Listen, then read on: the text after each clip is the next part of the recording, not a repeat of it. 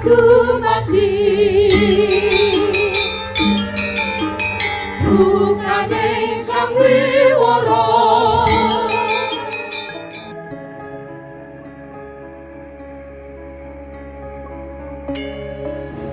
Malam semakin syahdu menyelimuti kedua remaja yang sedang dilenakan gelora cinta asmara. Tak sadar bahwa Raden Mas Singosari beserta para pengawalnya harus pulang kembali ke rumah tinggalnya. Peringatan dari para pengawal yang menjaga dirinya dari luar rumah seakan-akan tak sanggup didengarnya lagi. Telinganya hanya mampu mendengar suara lembut dan getar-getar cinta yang dibisikkan oleh wanita ayu di depannya.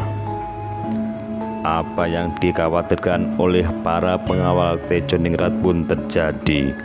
Rombongan pengawal Raden Mas Singosari memergoki ada puluhan orang mencurigakan berada di dalam Singosaren. Ketika rombongan Pangeran Singosari itu pulang ke rumahnya, semua tamu yang tidak diundang itu berusaha melarikan diri setelah mereka memberitahukan kepada sang majikan. Seperti tersadar dari mimpi yang menggairahkan, Adipati Anom pun terpaksa buru-buru keluar demi keselamatan dirinya. Apalagi di depan telah terjadi pertarungan sengit antara para pengawal dirinya dengan para pengawal adiknya. Dirinya berhasil menyelamatkan diri dengan perlindungan para pengawalnya hingga dapat kabur dari dalam Singosaren. Puluhan orang pengawalnya meloloskan diri dengan meloncat pagar kayu tinggi dan menghilang di kegelapan malam. Namun tidak demikian dengan Raden Dubras, putra Pangeran Pekik dari Raden Ayu Lamongan, yang malam itu pun turut bersama mengawal Adipati Anom. Karena dia dan kelima orang kelompoknya tidak sempat kabur, maka mereka dapat ditangkap oleh Pangeran Singosari dan pengawalnya. Raden Dubras yang tidak mau mengkhianati sang putra mahkota, tidak mau menjawab pertanyaan-pertanyaan yang diajukan kepadanya. Karena diliputi kemarahan, Raden Mas Singosari pun menikam dengan kerisnya. Jenazah mereka selanjutnya diam-diam dikuburkan di belakang rumah. Peristiwa tersebut tidak membuat geger karena Raden Mas Singosari memang sengaja tidak memukul kentongan tanda bahaya sebagaimana kebiasaan yang berlaku pada saat itu. Namun seiring berjalannya waktu, perkara keributan yang terjadi di dalam Singosaren pada malam itu pun akhirnya tercium sampai ke dalam istana. Permasalahan tersebut kemudian juga diketahui oleh sang raja, apalagi dengan gegernya pihak keluarga Pangeran Pekik yang kehilangan anaknya. Mau tidak mau, pihak-pihak yang terlibat pun dipanggil. Kemudian perkara itu disidangkan di hadapan Raja Mataram. Kedua anaknya saling membela diri, termasuk Tejoningrat yang berusaha menyelamatkan diri dan berkelit dari perbuatannya. Dia bahkan berbalik menuduh Raden Mas Singosari yang mengundang orang-orangnya untuk makan di rumahnya, tetapi yang diundang tersebut tidak pulang kembali ke dalam Surabaya, tempat tinggalnya. Pangeran Singosari menyangkal dengan menyatakan bahwa saat pulang malam dari masjid, dia menjumpai beberapa pencuri yang masuk dalam Singosaren lalu membunuhnya.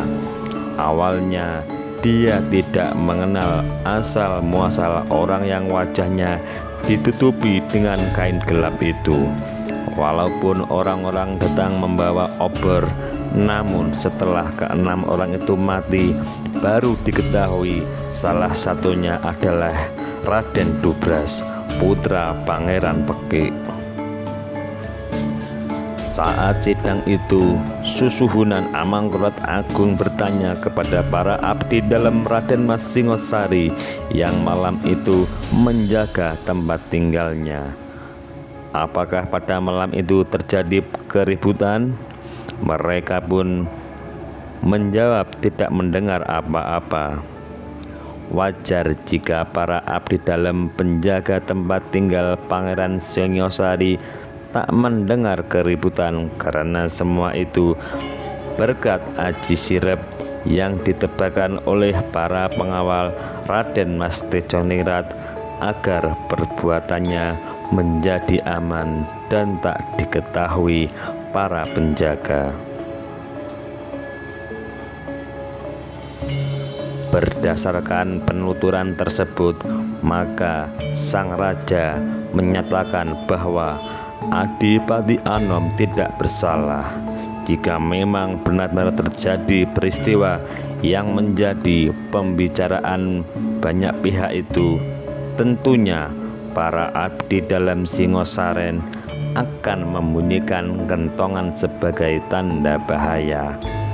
Anehnya, setelah keputusan itu melalui selir seorang mantri kepercayaan, Amangkurat Agung justru memerintahkan untuk membunuh 34 orang abdi Pangeran Singosari. Keputusan tersebut pun menimbulkan keheranan banyak pihak. Namun bagaimanapun yang kemudian terjadi itu membuat hati Adipati Anom lega karena telah terhindar dari bahaya hukuman yang mengancamnya. Masalah pun dianggap telah selesai dan berlalu seiring berjalannya waktu.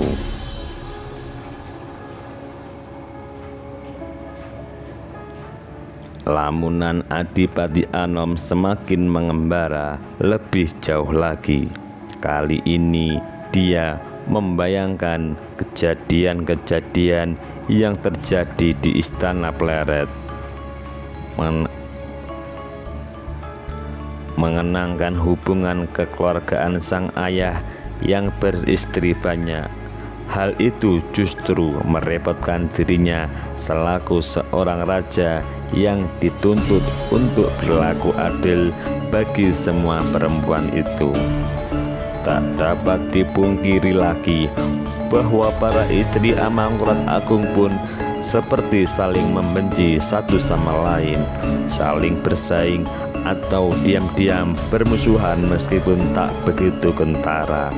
Padahal mereka hidup dan tinggal di dalam satu benteng keputaran yang sama, hanya berlainan rumah saja. Adipati Anom tahu bahwa mereka memiliki kepentingan masing-masing, terutama agar anak lelakinya mendapat kasih sayang yang lebih dari sang ayah, dengan harapan kelak akan mendapat kedudukan yang baik sebagai pangeran calon pewaris tahta Mataram. Sikap kebencian tersebut sangat jelas terlihat olehnya terhadap Ratu Wetan yang telah dinobatkan sebagai permaisuri raja. Hampir semua istri dan selir merasa iri, sehingga mereka saling bersaing satu sama lain agar terus disayangi oleh suaminya. Namun kebencian itu hingga sekarang justru semakin kelihatan karena Amangkurat Agung sendiri lebih memperhatikan istri kinasihnya itu. Bahkan rasa sayangnya kepada Resika, putra Ratu Truntum dari suaminya terdahulu, melebihi rasa sayang kepada anak-anak kandungnya sendiri. Apalagi Resika diberi gelar ningrat menjadi Raden Resika dan dinobatkan sebagai bangsawan Mataram dengan gelar Pangeran Natabrata. Hal itulah yang menjadi kecemasan dan kejengkelan para istri, sehingga tersiar desas-desus di antara mereka akan meracun anak tiri yang dikhawatirkan merebut hak anaknya itu.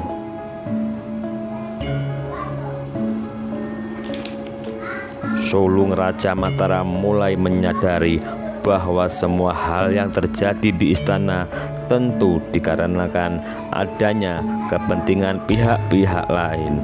Bahkan para kerabat seperti sengaja membuat jarak sehingga seperti terjadi persaingan di antara anak-anak Amangkurat Agung.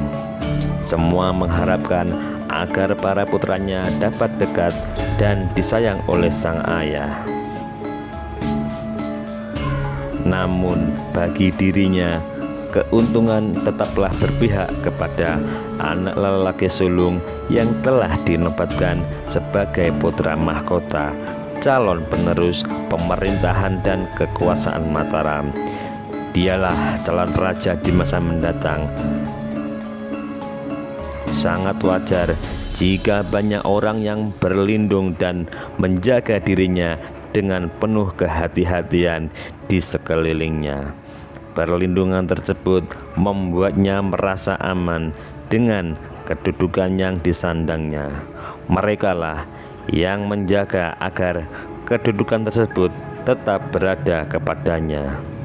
Kini yang dicemaskan oleh Tejoningrat adalah kemarahan sang ayah apabila mengetahui bahwa dia telah menolak perintahnya. Cinta tak datang kepadanya begitu dipertemukan dengan sang calon istri. Namun yang dihadapi sekarang adalah sikapnya yang gamang karena penolakan untuk dinikahkan dengan putri pilihan sang ayah. Pernikahan yang diharapkan dapat kembali menyambung hubungan antara Mataram dan Cirebon yang retak akibat perselisihan kepentingan itu. Kecemasan yang semula tak disadari adalah soal kedudukannya sebagai putra mahkota. Dikarenakan persoalan itu, pikirannya menjadi kalut. Mungkinkah jika sang ayah murka karena perintahnya tak dipatuhi, maka kemudian ia akan mencabut kedudukan Tejoningrat sebagai Adipati Anom dan menyerahkan kedudukan itu kepada adik-adiknya yang lain.